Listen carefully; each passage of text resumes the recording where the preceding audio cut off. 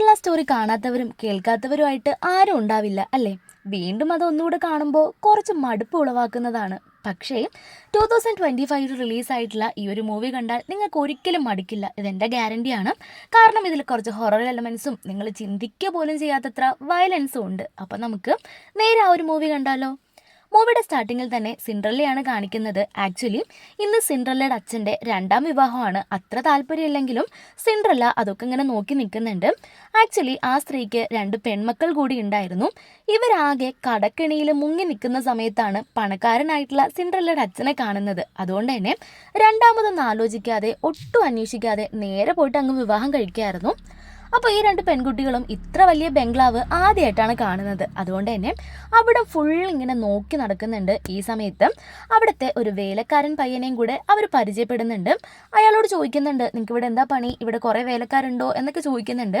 അപ്പോൾ ആ പയ്യൻ ജസ്റ്റ് ഒന്ന് ചിരിക്കുക മാത്രം ചെയ്തിട്ട് എനിക്കിവിടെ കുതിര നോക്കലാണ് പണി എന്നുള്ള കാര്യം പറയുന്നുണ്ട്. ഇതൊക്കെ കേട്ടിട്ട് നേരെ അവർ പോകുന്നത് സിൻഡ്രല്ലയുടെ റൂമിലേക്കാണ്. അവിടെ പോയിട്ട് അത്ര വിലപിടിപ്പുള്ള ജുവലറീസ് ഒക്കെ എടുത്ത് നോക്കിക്കൊണ്ട് നിൽക്കുകയാണ്. ആ സമയത്ത് ഇതൊന്നും സിൻഡ്രല്ലയ്ക്ക് അത്ര ഇഷ്ടപ്പെടുന്നില്ല.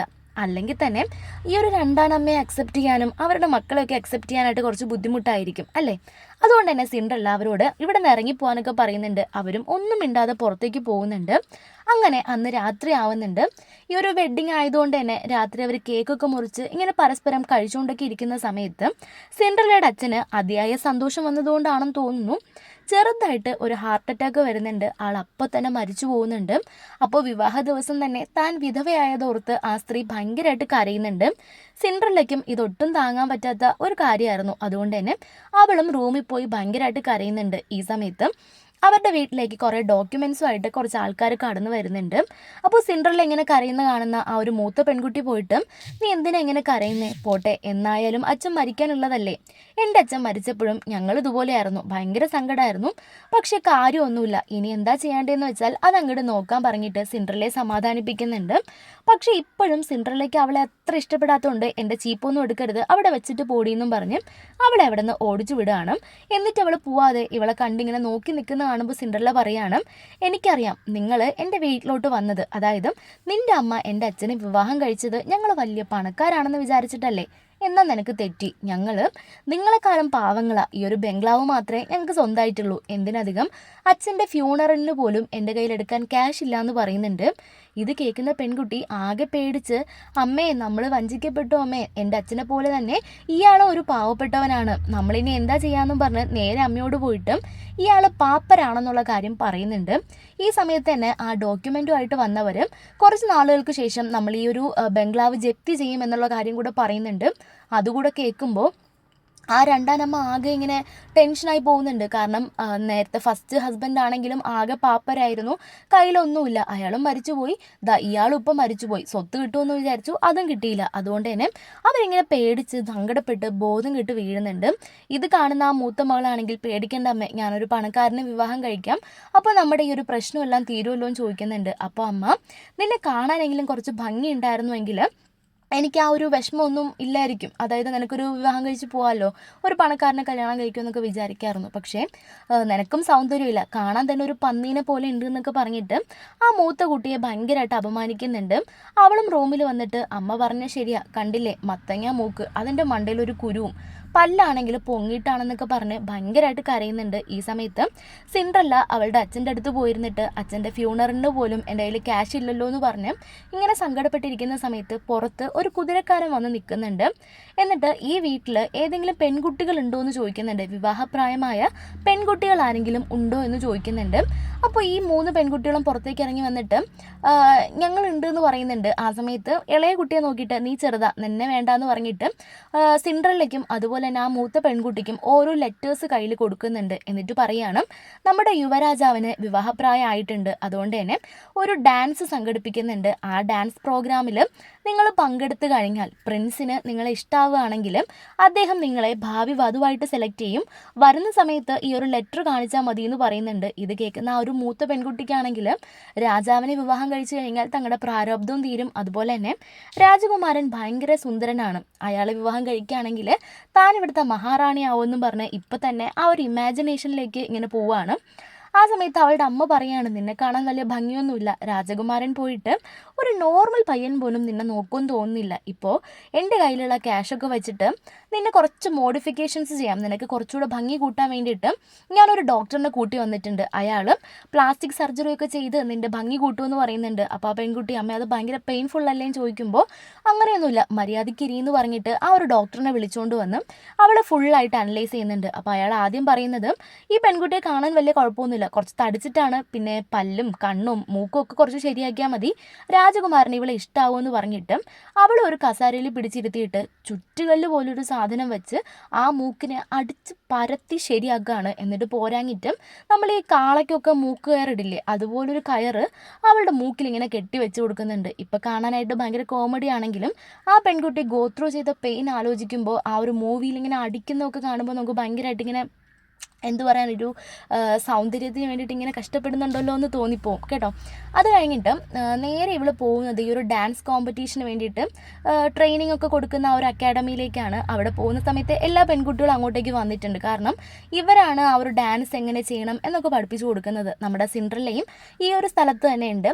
അങ്ങനെ സിൻഡ്രല്ലയും ഇവളും ഇങ്ങനെ ഒരുമിച്ച് പോയി അവിടെ ഡാൻസിന് ഇങ്ങനെയൊക്കെ ചെയ്യാമെന്നൊക്കെ പറഞ്ഞ് നിൽക്കുന്ന സമയത്ത് ഡാൻസ് പഠിപ്പിക്കുന്ന ആൾ വന്നിട്ട് ഇവളുടെ മൂക്കിലെ കയറൊക്കെ കണ്ടിട്ട്, നീ കുറച്ച് ബാക്കിലോട്ട് പോയി നിന്നേ, നിന്നെ കാണാനൊരു ഭംഗിയില്ല, പിന്നെ ഈ മൂക്കിലെന്താ, ഇതൊക്കെ മാറിയിട്ട് നിന്നെ ഫ്രണ്ടിലേക്ക് നിർത്താമെന്ന് പറഞ്ഞ് അവളെ ഏറ്റവും ബാക്കിൽ പിടിച്ച് നിർത്തുന്നുണ്ട്. ഇത് കാണുന്ന അവൾക്ക് ഭയങ്കര സങ്കടമാവുന്നുണ്ടെങ്കിലും കുഴപ്പമില്ല, ഞങ്ങൾക്ക് പങ്കെടുക്കാനുള്ള അവകാശമെങ്കിലും ആ ഒരു പ്രിൻസ് തന്നല്ലോ എന്ന് പറഞ്ഞ് ബാക്ക് റോയിൽ നിന്ന് ഡാൻസ് കളിക്കുന്നുണ്ട്. നമ്മുടെ സിൻഡ്രല്ല നല്ല സുന്ദരിയും അതുപോലെ തന്നെ അത്യാവശ്യം ഡാൻസൊക്കെ കളിക്കുന്നതുകൊണ്ട് തന്നെ അവളെ ഫ്രണ്ടിൽ പിടിച്ച് നിർത്തുന്നുണ്ട്. ഇത് കാണുമ്പോൾ ആ ഒരു മൂത്ത പെൺകുട്ടിക്ക് അത്ര ഇഷ്ടപ്പെടുന്നില്ലെങ്കിലും കുഴപ്പമില്ല എന്ന് പറഞ്ഞ് ഇങ്ങനെ ബാക്കിൽ നിന്ന് ഡാൻസ് കളിക്കുന്നുണ്ട്. അന്ന് രാത്രി എല്ലാവരും നല്ല വിഭവസമൃദ്ധമായിട്ടുള്ള ആഹാരങ്ങളൊക്കെ കഴിക്കുന്നുണ്ട്. ചിക്കനും മട്ടനും ഒക്കെ കഴിക്കുമ്പോൾ ഈ മൂത്ത പെൺകുട്ടിക്ക് മാത്രം കുറച്ച് വേവിച്ച കുറച്ച് പച്ചക്കറികൾ മാത്രം കൊടുക്കുന്നുണ്ട്. ഇത് അവൾക്ക് ഇഷ്ടപ്പെടുന്നില്ല, കാരണം അവൾ അത്യാവശ്യം നന്നായിട്ട് ഫുഡ് കഴിക്കുന്ന ഒരു പെൺകുട്ടിയാണ്. അവളെ കണ്ടാൽ തന്നെ അറിയാലോ, നല്ല ചബ്ബി ഗേളായിട്ട് ഇരിക്കുന്നുണ്ട്. പക്ഷെ അമ്മ ഇത് തന്നെ കഴിക്കണമെന്ന് പറഞ്ഞ് സ്ട്രിക്റ്റ് ആയിട്ട് അവൾക്കത് കൊടുക്കുന്നുണ്ട്. ആക്ച്വലി ഇതൊക്കെ കാണുന്ന ആ ഒരു അനിയത്തിക്ക്, ആ ഇളയ പെൺകുട്ടിക്ക് ഇത് ഇഷ്ടപ്പെടുന്നില്ല, കാരണം ചേച്ചിയെ ഭയങ്കര ഇഷ്ടമാണ്. അതുപോലെ തന്നെ അമ്മ ഭയങ്കര ക്രൂരയാണെന്നും അവൾക്ക് നന്നായിട്ട് അറിയാം. അതുകൊണ്ട് തന്നെ അമ്മയോട് റെക്കമെൻഡ് ചെയ്യുന്നുണ്ട്, പാവമല്ലേ ചേച്ചി കഴിച്ചോട്ടെ എന്ന് പറയുന്നുണ്ട്. സിൻഡ്രല്ലയും അതെ പാവമല്ലേ, അവൾക്ക് കൊടുക്കുക, അവൾക്ക് വിശക്കുന്നുണ്ടാവും എന്ന് പറയുന്നുണ്ട്. പക്ഷെ ക്രൂരയായ അമ്മ, അതൊന്നും പറ്റില്ല, എൻ്റെ പെൺകുട്ടിയായിരിക്കണം ഈ ഒരു രാജകുമാരൻ്റെ വൈഫ് ആവേണ്ടത്, അതുകൊണ്ട് ഇപ്പോഴും ഇങ്ങനെയൊക്കെ പരിശീലിച്ചാൽ മാത്രമേ അതൊക്കെ ചെയ്യാൻ പറ്റുള്ളൂ എന്ന് പറയുന്നുണ്ട്. അത് കഴിഞ്ഞിട്ട് സിൻഡ്രല്ലയോടും, നിൻ്റെ കയ്യിൽ എന്തായാലും കുറേ ഡ്രസ്സുകളൊക്കെ ഉണ്ടാവുമല്ലോ, നല്ല ഭംഗിയുള്ള ഡ്രസ്സുകളൊക്കെ, ആ ഡ്രസ്സുകളൊക്കെ എൻ്റെ മക്കൾക്ക് കൊടുക്കണം, അവർക്കിപ്പോൾ ഡ്രസ്സൊന്നും ഇല്ലാതിരിക്കുക. അതുമല്ല ആ മൂത്ത പെൺകുട്ടിക്ക് എന്തായാലും ഡാൻസ് കളിക്കുമ്പോൾ നല്ല ഭംഗിയുള്ള ഡ്രസ്സ് വേണം, അതിന് നിൻ്റെ ഡ്രസ്സ് കൊടുക്കണമെന്ന് പറയുന്നുണ്ട്. അപ്പോൾ സിൻഡ്രല്ല, അത് പറ്റില്ല, എൻ്റെ അച്ഛൻ്റെ ഫ്യൂണറൽ നടത്താത്തടത്തോളം കാലം ഞാൻ നിങ്ങൾക്ക് ഒന്നും ഇവിടെ നിന്ന് തരില്ല എന്ന് പറയുന്നുണ്ട്. അപ്പോൾ അവർ പറയാണ്, നീ തന്നില്ലെങ്കിൽ ഞാൻ പുതിയത് മേടിക്കേണ്ടി വരും എന്നിങ്ങനെ പറയുമ്പോഴേക്കും സിൻഡ്രല്ല ഓക്കെ അത് തരാതെ പറഞ്ഞ് സമ്മതിക്കുന്നുണ്ട്. ആക്ച്വലി ഇതുവരെ സിൻഡ്രല്ലയുടെ അച്ഛൻ്റെ ഫ്യൂണറൽ നടന്നിട്ടുണ്ടായിരുന്നില്ല. അവളുടെ ആ ഒരു അച്ഛൻ്റെ മൃതദേഹമാണെങ്കിൽ ആകെ ഇങ്ങനെ നശിച്ചു പോകാറുള്ള അവസ്ഥയിലേക്ക് ആയി തുടങ്ങിയിട്ടുണ്ടായിരുന്നു. ഇതൊക്കെ കാണുന്ന സിൻഡ്രല്ലയ്ക്ക് ഭയങ്കര വിഷമാവുകയാണ്. അങ്ങനെ ആ ഒരു ഡാൻസ് കോമ്പറ്റീഷനൊക്കെ നല്ല രീതിയിൽ തന്നെ പോയിക്കൊണ്ടിരിക്കുന്നുണ്ട്. സിൻഡ്രല്ലയും ആ ഒരു മൂത്ത പെൺകുട്ടിയും നന്നായിട്ടൊക്കെ തന്നെ ഡാൻസ് കളിക്കുന്നുണ്ട്. അങ്ങനെ ഒരു ദിവസം സിൻഡ്രല്ലയുടെ ഡ്രസ്സ് ഈ ഒരു പെൺകുട്ടിക്ക് ഇട്ട് കൊടുക്കുന്ന നേരത്ത് അത് ഫിറ്റ് ആവുന്നില്ല, കാരണം സിൻഡ്രല്ല നല്ല പെർഫെക്റ്റ് ആയിട്ടുള്ള ഒരു ഫിഗറുള്ള ഗേൾ ആണല്ലോ. പക്ഷേ ഈ പെൺകുട്ടി കുറച്ച് തടിച്ചിട്ടാണ്, അതുകൊണ്ട് തന്നെ ഇവൾക്ക് ആ ഡ്രസ്സ് പാകാവുന്നില്ല. ഇത് കാണുന്ന അമ്മ അവളെ ഒരുപാട് വഴക്ക് പറയുന്നുണ്ട്, നീ എന്താ തടിച്ച് പോവാണല്ലോ, പച്ചക്കറികളൊക്കെ കഴിച്ചിട്ടും നീ എങ്ങനെയാണ് ഈ വണ്ണം ഇങ്ങനെ കൂടി പോകുന്നതെന്ന് ചോദിച്ചാൽ അമ്മ വഴക്ക് പറയുന്ന സമയത്താണ് നമുക്കൊരു ഫ്ലാഷ് ബാക്ക് കാണിക്കുന്നത്. ആക്ച്വലി ഈ പെൺകുട്ടിക്ക് കഴിക്കാണ്ടിരിക്കാൻ പറ്റില്ല, അതുകൊണ്ട് തന്നെ അമ്മ കാണാണ്ട് ഒളിച്ചു കൊണ്ടുവച്ച് ഭക്ഷണം കഴിക്കുന്നുണ്ടായിരുന്നു. അതുകൊണ്ടാണ് ഇവരിങ്ങനെ വെയിറ്റ് കുറയാതെ ഇങ്ങനെ വണ്ണം വെച്ചുകൊണ്ട് തന്നെ പോയിക്കൊണ്ടിരുന്നത്. അങ്ങനെ ആ ഒരു ഡാൻസ് കോമ്പറ്റീഷൻ്റെ ഈ ഒരു ഫൈനലായിട്ടുള്ള കുറച്ച് പേരെ സെലക്ട് ചെയ്യുന്ന ആ ഒരു ഡേറ്റ് വന്ന് അടുത്തിരിക്കുകയാണ്. അപ്പോൾ സിൻഡ്രല്ലയെ ആദ്യമേ സെലക്ട് ചെയ്ത് കഴിഞ്ഞു, കാരണം അവൾ നന്നായിട്ട് ഡാൻസ് കളിക്കുമല്ലോ. അതുകൊണ്ട് തന്നെ സിൻഡ്രല്ലയെ സെലക്ട് ചെയ്തു. അപ്പോൾ ബാക്കി ആരെയാണ് ഇനി സെലക്ട് ചെയ്യേണ്ടതെന്നുള്ള കോമ്പറ്റീഷൻ നടക്കുന്ന സമയത്ത് ഈ ഒരു പെൺകുട്ടിയുടെ മൂക്കിലെ ആ ഒരു കാര്യമൊക്കെ കാണുന്ന സമയത്ത് ടീച്ചർ പറയുന്നുണ്ട്, നീ നന്നായിട്ട് ട്രൈ ചെയ്യുന്നുണ്ട്, അതുകൊണ്ട് തന്നെ നിനക്ക് ഞാനൊരു ഗിഫ്റ്റ് തരാമെന്ന് പറഞ്ഞ് കയ്യിലൊരു ചെറിയ കവർ ഇങ്ങനെ വെച്ച് കൊടുക്കുന്നുണ്ട്. അതെന്താണെന്ന് ചോദിക്കുമ്പോൾ ഇത് ടാപ്പ് വേമാണ്, ടാപ്പ് വേമിൻ്റെ മുട്ടയാണ്. ഇത് നീ കഴിച്ചു കഴിഞ്ഞാൽ നീ കഴിക്കുന്ന എല്ലാ ഭക്ഷണവും ഈ പുഴു വലിച്ചെടുത്തോളും, അതുകൊണ്ട് തന്നെ നീ നല്ല മെലിഞ്ഞ് കാണപ്പെടുമെന്ന് പറയുന്നുണ്ട്. ഇത് കേൾക്കുന്ന അവൾക്ക് ഭയങ്കര സന്തോഷമാവുകയാണ്. അങ്ങനെ അന്ന് വൈകിട്ട് തൻ്റെ അനിയത്തിയും കൂട്ടിയിട്ട് അവൾ പുറത്ത് പോയിട്ട് പറയുകയാണ്, ഇതുപോലെ ടീച്ചർ എനിക്ക് ടേപ്പ് വാമിൻ്റെ മുട്ട തന്നിട്ടുണ്ട്, അത് കഴിച്ചു കഴിഞ്ഞാൽ ഞാൻ കുറച്ചുകൂടെ നല്ല സുന്ദരിയാവും, പെട്ടെന്ന് എനിക്ക് മെലിയാൻ പറ്റുമെന്നൊക്കെ പറയുമ്പോൾ ആ അനിയത്തി പറയാണ്, ചേച്ചിക്ക് എന്താ വട്ടാണോ, അമ്മ ചേച്ചി ഇങ്ങനെ ടോർച്ചർ ചെയ്യുന്നത് എനിക്ക് അത്ര ഇഷ്ടപ്പെടുന്നില്ല, ചേച്ചി മര്യാദയ്ക്കിരിക്കും, ഇതൊന്നും കഴിക്കണ്ട, അല്ലാണ്ട് എൻ്റെ ചേച്ചി സുന്ദരിയാണ്, ഏതെങ്കിലും ഒരു ചേട്ടൻ ഉറപ്പായിട്ട് നിന്നെ വിവാഹം കഴിക്കുമെന്നൊക്കെ പറഞ്ഞ് ഇവൾ അതിൽ നിന്ന് പിന്തിരിപ്പിക്കാൻ നോക്കുന്നുണ്ടെങ്കിലും ഇവൾക്ക് രാജകുമാരനെ ഭയങ്കര ഇഷ്ടമായതുകൊണ്ട് തന്നെ ആ ടേപ്പ് വാമിൻ്റെ മുട്ട അനിയത്തി പറഞ്ഞതുപോലും കേൾക്കാതെ ഭയങ്കരമായിട്ട് എടുത്ത് ഇങ്ങനെ കഴിക്കുന്നുണ്ട്. അത് കാണുമ്പോൾ നമുക്ക് ഒരു എന്ത് തോന്നുന്നു, ഒരു ഇറിറ്റേഷനായിട്ട് ഇങ്ങനെ ഫീൽ ചെയ്യുന്നുണ്ട്. ഈ സമയത്ത് നമ്മുടെ സിൻഡ്രല്ല ആ വീട്ടിലെ തന്നെ വേലക്കാരനുമായിട്ട് സംസാരിച്ചുകൊണ്ടിരിക്കുകയാണ്. എനിക്ക് തന്നെ ഭയങ്കര ഇഷ്ടമാണെന്നൊക്കെ പറഞ്ഞ് കിസ്സൊക്കെ ചെയ്യുന്നുണ്ട്. പക്ഷേ ഇവിടെ വീണ്ടും രാജകുമാരന് വേണ്ടിയിട്ട് എന്തിനാ ഇങ്ങനെ ഡാൻസിനൊക്കെ പോകുന്നതെന്ന് ചോദിച്ചു കഴിഞ്ഞാൽ ഇവൾക്ക് പണം വേണം. അപ്പോൾ ഇവനിങ്ങനെ ലവറായിട്ട് എപ്പോഴും കീപ്പ് ചെയ്ത് പോയിട്ട് രാജകുമാരനുമായിട്ടുള്ള വിവാഹമാണ് നമ്മുടെ സിൻഡ്രല്ല വിചാരിക്കുന്നത്. ഈ സമയത്ത് ആ പെൺകുട്ടി ആ ഒരു ടേപ്പ് വാമിൻ്റെ മുട്ടയൊക്കെ കഴിച്ചിട്ട് നിൽക്കുമ്പോൾ ഒരു സൗണ്ട് കേൾക്കുന്നുണ്ട്. ഒരു കൂട്ടം ആൺകുട്ടികൾ സംസാരിക്കുന്ന സൗണ്ടാണ്. ആക്ച്വലി ഇവൾ പോയി നോക്കുമ്പോൾ അത് രാജകുമാരനായിരുന്നു. ഇവൾക്കാണെങ്കിൽ ഭയങ്കര സന്തോഷമാവുകയാണ്.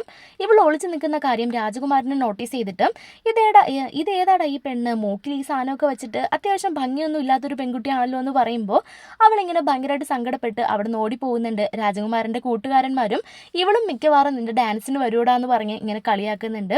അപ്പോൾ ഇങ്ങനെ രാജകുമാരൻ തന്നെ കളിയാക്കിയത് കണ്ട ആ ഒരു പെൺകുട്ടിയാണെങ്കിൽ സങ്കടപ്പെട്ട് വീട്ടിലേക്ക് വരുന്ന സമയത്താണ് സിൻഡ്രല്ലയും ആ ഒരു വേലക്കാരൻ പയ്യനും കൂടെ ഇങ്ങനെ ശൃംഗരിച്ചിരിക്കുന്നത് അവൾ കാണുന്നത്. ഉടനെ പോയി അമ്മയോട് പറഞ്ഞു കൊടുക്കുകയാണ്, സിൻഡ്രല്ല നമ്മുടെ വേലക്കാരൻ പയ്യനുമായിട്ട് ഇങ്ങനെ സംസാരിച്ചിരിക്കുന്നതും അവർ കിസ് ചെയ്യുന്നതും ഒക്കെ ഞാൻ കണ്ടു എന്ന് പറയുന്നുണ്ട്. അതുകൊണ്ട് തന്നെ സിൻഡ്രല്ലയോട് ദേഷ്യമുള്ള ഒരു രണ്ടാനമ്മ അവളെ ഒരുപാട് അടിക്കുന്നുണ്ട്. അത് പോരാങ്ങിട്ട് ആ വേലക്കാരൻ്റെ ഡ്രസ്സെല്ലാം ഊരി ഇവിടെ നിന്ന് ഓടിപ്പോടാന്നും പറഞ്ഞ് അവനെ ഓടിച്ചു വിടുന്നുണ്ട്. അങ്ങനെ ആ പയ്യനും അവിടെ നിന്ന് ഇങ്ങനെ ഓടിപ്പോവുകയാണ്. അങ്ങനെ കുറേ ദിവസങ്ങൾ കഴിഞ്ഞ് പോകുന്നുണ്ട്. ഡാൻസ് പ്രാക്ടീസൊക്കെ നല്ല രീതിയിൽ നടക്കുന്നുണ്ട്. ഇവളുടെ മൂക്കിലിട്ട ആ ഒരു സാധനം ഊരി മാറ്റേണ്ട സമയമായിട്ടുണ്ട്. അത് ഊരുമ്പോൾ ഇവളെ കാണാൻ നല്ല ഭംഗിയുണ്ട്. ഇപ്പോൾ ആ ഒരു വേലക്കാരൻ പയ്യൻ പോയതുകൊണ്ട് തന്നെ അനിയത്തിയാണ് ആ ഒരു കുതിരയെ നോക്കുന്നതൊക്കെ. അനിയത്തി ഭയങ്കര പാവമാണ് കേട്ടോ. ഈ ഒരു സിനിമയിലെ ഹീറോയിൻ ആരാന്ന് ചോദിച്ചാൽ എനിക്ക് ഒരു അനിയത്തിയെ പറയാൻ പറ്റുള്ളൂ. കാരണം സിൻഡ്രല്ലയും അത്ര ഹെൽപ്പിംഗ് മെൻറ്റാലിറ്റി ഉള്ള പെൺകുട്ടിയല്ല. നമ്മൾ നോർമൽ കാണുന്ന മൂവീസിലൊക്കെ സിൻഡ്രല്ല എന്ന് പറയുമ്പോൾ കുറച്ചുകൂടെ എല്ലാവരെയും ഹെൽപ്പ് ചെയ്യുന്നൊരു പെൺകുട്ടിയാണ്. പക്ഷേ ഇതിൽ കുറച്ച് അരഗൻ്റ് ആയിട്ടുള്ളൊരു ക്യാരക്ടറാണ്. അതുകൊണ്ട് തന്നെ എനിക്ക് അനിയത്തി കുട്ടീനെ ഭയങ്കര ഇഷ്ടമായിരുന്നു. അങ്ങനെ കുറച്ച് ദിവസം കഴിഞ്ഞിട്ട് നമ്മുടെ ആ ഒരു മൂത്ത പെൺകുട്ടിക്ക് കണ്ണിന് ഒരു ഓപ്പറേഷൻ ചെയ്യുവാണ്. ആക്ച്വലി ആ ഓപ്പറേഷൻ എന്ന് പറയുന്നത് കണ്ണിൻ്റെ താഴെ കുറച്ചുകൂടെ ഇങ്ങനെ പുരുകം കട്ടിയുണ്ടെങ്കിൽ നല്ല രസമായിരിക്കുമല്ലോ. അതുകൊണ്ട് തന്നെ ആ ഡോക്ടർ അവിടെ പുരുകം വെച്ചിങ്ങനെ തച്ച് വെച്ച് കൊടുക്കുകയാണ്. ഈ ഒരു വേദനകളൊക്കെ രാജകുമാരനെ സ്വന്തമാവാൻ കിട്ടുമെന്നും പറഞ്ഞ് അവൾ അതൊക്കെ സഹിക്കുന്നുണ്ട്. അങ്ങനെ അന്ന് രാത്രിയാകുമ്പോൾ ആ ഒരു പുഴുവിൻ്റെ മുട്ട കഴിച്ചതുകൊണ്ട് തന്നെ ഇവൾക്ക് ഭയങ്കരമായിട്ട് വിശപ്പെടുക്കുന്നുണ്ട്. പക്ഷെ കണ്ണ് കെട്ടിയേക്കുന്നത് കൊണ്ട് തന്നെ ഒരിക്കലും ഇവൾക്ക് ഒറ്റയ്ക്ക് പോകാൻ പറ്റില്ല. ഇത് കാണുന്ന അനിയത്തി, എന്താ ചേച്ചി എന്തെങ്കിലും ഹെൽപ്പ് വേണോ എന്ന് ചോദിക്കുന്നുണ്ട്. പക്ഷേ വേണ്ടാന്ന് പറഞ്ഞിട്ട് ഇവൾ ഒറ്റയ്ക്ക് തന്നെ ആ ഒരു അടുക്കളയിലേക്ക് പോകുന്നുണ്ട്. ഈ സമയത്താണ് അനിയത്തിയുടെ ബെഡ് കാണിക്കുന്നത്. ആക്ച്വലി അവളിപ്പം മെച്ചുർ ആയിട്ടുണ്ടായിരുന്നു. പക്ഷേ ഈ കാര്യം ആരോടും പറയാണ്ട് അവൾ പോയി ആ ബെഡ്ഷീറ്റ് അലക്കിയിടുന്നുണ്ട്. അതിന് കാരണം താൻ മെച്ചുറായി എന്നുള്ള കാര്യം അമ്മ അറിഞ്ഞാൽ രാജകുമാരനെ കിട്ടാൻ വേണ്ടിയിട്ട് തന്നെയും ആ ഒരു ഫോഴ്സ് ചെയ്യുമെന്ന് നമുക്ക് നന്നായിട്ട് അറിയാമായിരുന്നു. അതുകൊണ്ട് തന്നെ ആ കാര്യം ആരോടും പറയാണ്ട് അവൾ പോയി ബെഡ്ഷീറ്റ് അലക്കിയിടുന്നുണ്ട്. ഈ സമയത്ത് കണ്ണ് കാണാൻ പറ്റാണ്ട് ആ ഒരു മൂത്ത പെൺകുട്ടി അങ്ങോട്ടേക്ക് വരുന്നത് സിൻഡ്രല്ല കാണുന്നുണ്ട്. സിൻഡ്രല്ലയുടെ കയ്യിലൊരു കത്തിയുണ്ട്. ഇനി ഇതെങ്ങാനും വെച്ച് കുത്തിക്കൊല്ലുമോ എന്ന് നോക്കുമ്പോൾ അങ്ങനെയൊന്നും ചെയ്യുന്നുണ്ടായിരുന്നില്ല. അവൾക്ക് കഴിക്കാനായിട്ട് ഭക്ഷണം കൊടുക്കുന്നുണ്ട്. എന്നിട്ട് അവൾ പറയുന്നുണ്ട്, എനിക്ക് നല്ല നല്ല ഫുഡൊക്കെ ഉണ്ടാക്കി തരാമോ, നല്ല വിശപ്പുണ്ടെന്ന് പറയുമ്പോൾ സിൻഡ്രല്ല അതൊക്കെ ചെയ്തു കൊടുക്കുന്നുണ്ട്. അങ്ങനെ ആ ഒരു ഡാൻസ് കോമ്പറ്റീഷനിൽ ഇപ്പോൾ നമ്മുടെ ആ ഒരു മൂത്ത പെൺകുട്ടിയും അത്യാവശ്യം നല്ല ഭംഗിയൊക്കെ ഉണ്ട്. ഒരു ഓപ്പറേഷനൊക്കെ ചെയ്ത് ഭംഗിയായിട്ടുണ്ട്. അതുകൊണ്ട് തന്നെ ഫൈനൽ 3 പേരിൽ നമ്മുടെ സിൻഡ്രല്ലേനെയും ഈ ഒരു മൂത്ത പെൺകുട്ടീനെയും വേറൊരു കുട്ടീനെയും കൂടെ ഇങ്ങനെ മാർക്ക് ലിസ്റ്റ് ചെയ്ത് വയ്ക്കുന്നുണ്ട്. പക്ഷേ ലാസ്റ്റ് സിൻഡ്രല്ലയ്ക്ക് വരാൻ പറ്റില്ല എന്ന് പറയുന്നുണ്ട്. കാരണം ആ രണ്ടാനമ്മ വേലക്കാരനുമായിട്ടുള്ള ഈ ഒരു കാര്യം പിടിച്ചതുകൊണ്ട് തന്നെ സിൻഡ്രല്ല ഇപ്പോൾ ഡാൻസിലേക്ക് വിടുന്നുണ്ടായിരുന്നില്ല. അതുകൊണ്ട് തന്നെ ഇപ്പോൾ അവിടെ ഏറ്റവും ഭംഗി നമ്മുടെ മൂത്ത പെൺകുട്ടിയാണ്. അതുകൊണ്ട് തന്നെ അവൾക്ക് ആ ഒരു സ്ഥാനം കിട്ടിയതിൽ അവൾക്ക് ഭയങ്കര സന്തോഷമാണ്. അങ്ങനെ രാത്രി ആകുമ്പോഴേക്കും ഇവൾ ഒരുപാട് കഴിക്കുന്നുണ്ട്. കാരണം ആ പുഴു ഉള്ളിൽ കിടക്കുന്നതുകൊണ്ട് തന്നെ എത്ര കഴിച്ചാലും ഇവൾക്ക് വണ്ണം വയ്ക്കുന്നുണ്ടായിരുന്നില്ല. അങ്ങനെ ഇപ്പോൾ ആ മൂത്ത പെൺകുട്ടി സിൻഡ്രല്ലേനെ ഒരു വേലക്കാരിനെ പോലെയാണ് ട്രീറ്റ് ചെയ്യുന്നത്.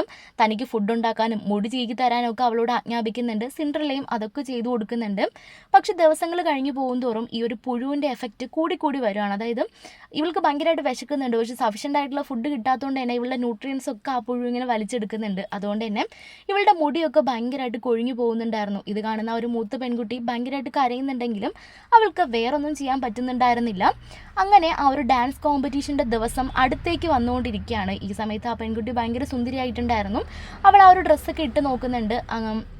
അങ്ങനെ ആ ഒരു ബോളിലേക്ക് പോകാനുള്ള ആ ഡ്രസ്സൊക്കെ ഇട്ട് നോക്കുമ്പോൾ അവൾ കാണാൻ നല്ല ഭംഗിയുണ്ട്. പക്ഷേ മുടി ഒരുപാട് കൊഴിഞ്ഞത് കൊണ്ട് തന്നെ അവൾക്ക് ഒരു കോൺഫിഡൻസ് ഇല്ലായിരുന്നു. പക്ഷേ ആ ഒരു ബ്യൂട്ടീഷ്യൻ പറയുന്നുണ്ട്, അതൊന്നും നീ ഓർത്ത് നീ പേടിക്കേണ്ട, നിനക്ക് ഞാനൊരു വിഗ് റെഡിയാക്കിയിട്ടുണ്ടെന്ന് പറഞ്ഞിട്ട് ആ വിഗ് അവളുടെ തലയിൽ വെച്ച് കൊടുക്കുമ്പോഴേക്കും അവളെ കാണാൻ നല്ല ഭംഗിയുണ്ടായിരുന്നു.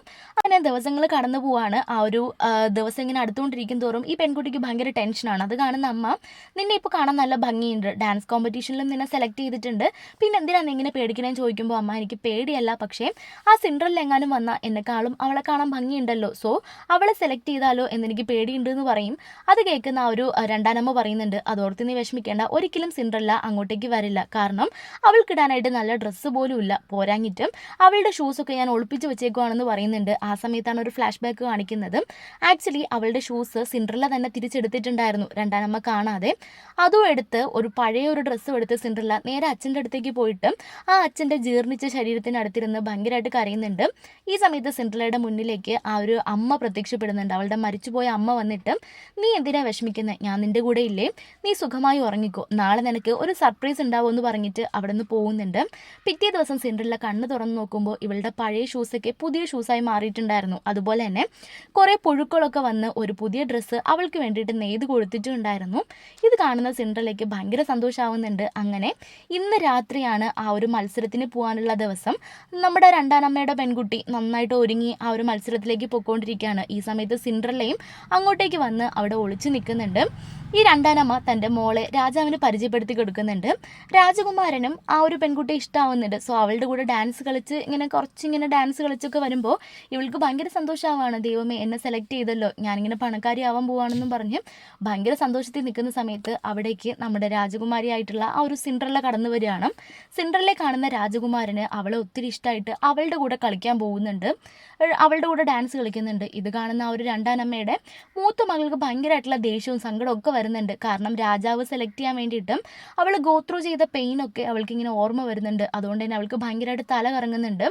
ഈ സമയത്ത് അവൾ വൊമിറ്റ് ചെയ്യുന്നുണ്ട്. ആ വൊമിറ്റിങ്ങിൽ അത്രയും ആ ഒരു പുഴുവിൻ്റെ മുട്ടകളായിരുന്നു. കാരണം ആ പുഴു അവളുടെ വയറ്റിൽ പോയി ഭക്ഷണങ്ങളൊക്കെ കഴിച്ച് ഇങ്ങനെ മുട്ടയൊക്കെ ഇട്ട് വെച്ചിട്ടുണ്ടായിരുന്നു. അതുകൊണ്ട് തന്നെ അവൾക്ക് അവിടെ ഒട്ടും നിൽക്കാൻ പറ്റുന്നില്ല. പക്ഷേ രണ്ടാനമ്മ, നീ വിഷമിക്കേണ്ട, നിനക്ക് പറ്റും, നീ പോയി ഡാൻസ് കളിക്കുക, രാജാവിനെ വിളിക്കും എന്നൊക്കെ പറഞ്ഞ് ടോർച്ചർ ചെയ്യുമ്പോൾ ആ അനിയത്തി ഒരുപാട് വഴക്ക് പറയുന്നുണ്ട്. അമ്മ, ചേച്ചിക്ക് ഒട്ടും പറ്റുന്നില്ലല്ലോ, പിന്നെ എന്തിനാ വീണ്ടും വീണ്ടും ഇങ്ങനെ ഫോഴ്സ് ചെയ്യുന്നതെന്ന് ചോദിക്കുന്നുണ്ട്. പക്ഷേ ആ രണ്ടാനമ്മ അതൊന്നും കാണാതെ അവളുടെ രക്തമൊക്കെ തുടച്ചു കൊടുത്ത് വീണ്ടും പോയി ഡാൻസ് കളിക്കുന്നത് പറയുന്നുണ്ട്. അപ്പോൾ രണ്ടാനമ്മ അങ്ങോട്ടേക്ക് കാണുന്ന നമ്മുടെ സിൻഡ്രല്ല അവിടെ നിന്ന് ഓടി പോകുന്നുണ്ട്. ആ സമയത്തും എല്ലാ സ്റ്റോറിയിലെയും പോലെ തന്നെ അവളുടെ ഒരു ഷൂസ് അവിടെ താഴെ വീഴുന്നുണ്ട്. ഇത് കാണുന്ന ആ രാജകുമാരൻ അത് എടുത്തു വെച്ചിട്ട്, ഇതേത് പെൺകുട്ടിയുടെ കാലിലാണോ പെർഫെക്റ്റ് ആയിട്ട് പാകമാവുന്നത് ആ പെൺകുട്ടിയെ മാത്രമേ ഞാൻ വിവാഹം കഴിക്കൂ എന്ന് പറയുന്നുണ്ട്.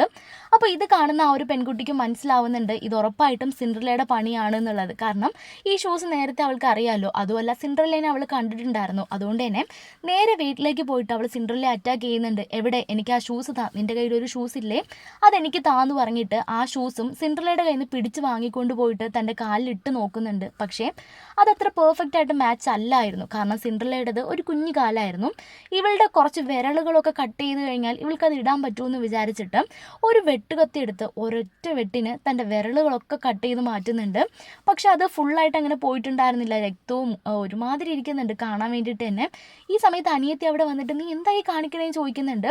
അപ്പോൾ രണ്ടാനമ്മ അവിടെ വന്നിട്ട്, എടി നീ മണ്ടിയാണോ, രാജാവിൻ്റെ കയ്യിലിരിക്കുന്നത് വലത് കാലിലെ ചെരുപ്പാണ്, നീ വെട്ടിയത് ഇടത് കാലിലെ ആ ഒരു വിരലുകളാണ്, അതിൽ വല്ല കാര്യമുണ്ടോ, വലത് കാലിൽ വെട്ടാൻ പറഞ്ഞിട്ട് അവളുടെ കാലിലത് വെട്ടാൻ വേണ്ടി നോക്കുന്നുണ്ട്. ഇത് കാണുന്ന അനിയത്തി, അമ്മ അങ്ങനെ ചെയ്യല്ലേന്ന് പറഞ്ഞ് തടയുന്നുണ്ടെങ്കിലും അതൊന്നും കേൾക്കാണ്ട് അവളുടെ രണ്ട് കാലിലും വിരലുകൾ അമ്മ വെട്ടിമാറ്റി ബാൻഡേഡൊക്കെ ഇട്ട് അവിടെ ഇങ്ങനെ കിടത്തിയേക്കുവാണ്. ഇത് കാണുന്ന അനിയത്തിക്ക് ഭയങ്കര സങ്കടമാവുന്നുണ്ട്.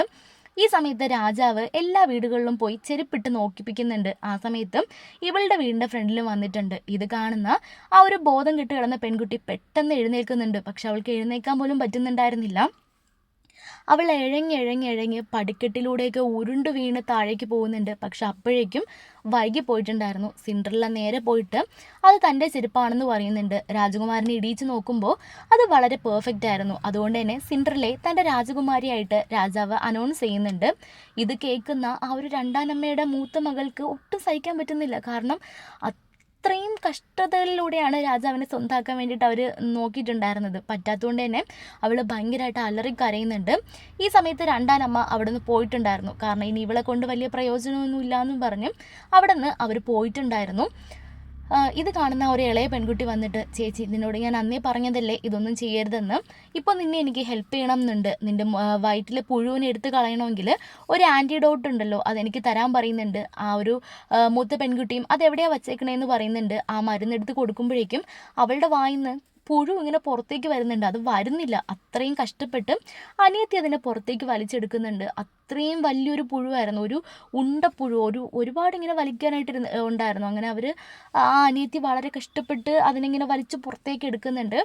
കുറച്ച് കഴിഞ്ഞപ്പോഴേക്കും ചേച്ചിക്ക് കുറച്ചൊരു ആശ്വാസം തോന്നുന്നുണ്ടായിരുന്നു. കുറച്ച് പാലൊക്കെ കൊടുത്തതിന് ശേഷം കാലിൽ ബാൻഡേഡൊക്കെ കെട്ടിയിട്ട് ഇനി ഇവിടെ നിൽക്കണ്ട, രണ്ടാനമ്മ ഇനി ഒരിക്കലും വരില്ല എന്ന് പറഞ്ഞിട്ട് ആ പെൺകുട്ടി, അതായത് ഇളയ പെൺകുട്ടി, തൻ്റെ ചേച്ചീനെയും കൂട്ടി അമ്മ കാണാണ്ട് വേഗം ഇവിടെ നിന്ന് രക്ഷപ്പെടാമെന്നും പറഞ്ഞ് കുതിരപ്പുറത്ത് കയറി അവിടെ നിന്ന് പോകുന്നുണ്ട്. ഈ സമയത്ത് അവളുടെ ഉള്ളിൽ നിന്ന് വന്ന ആ ഒരു പുഴുവിനെ കാക്കകളൊക്കെ കൊത്തി കഴിക്കുന്നുണ്ടായിരുന്നു. അപ്പോൾ ഇതോടുകൂടി ഈ ഒരു മൂവി അവസാനിക്കുകയാണ്. നിങ്ങൾക്ക് ഇഷ്ടമായിട്ടുണ്ടെന്ന് ഞാൻ വിചാരിക്കുന്നു. ഇഷ്ടമായിട്ടുണ്ടെങ്കിൽ ലൈക്ക് ചെയ്യുക, സബ്സ്ക്രൈബ് ചെയ്യാൻ, കമൻറ്റ് ചെയ്യുക. Bye bye.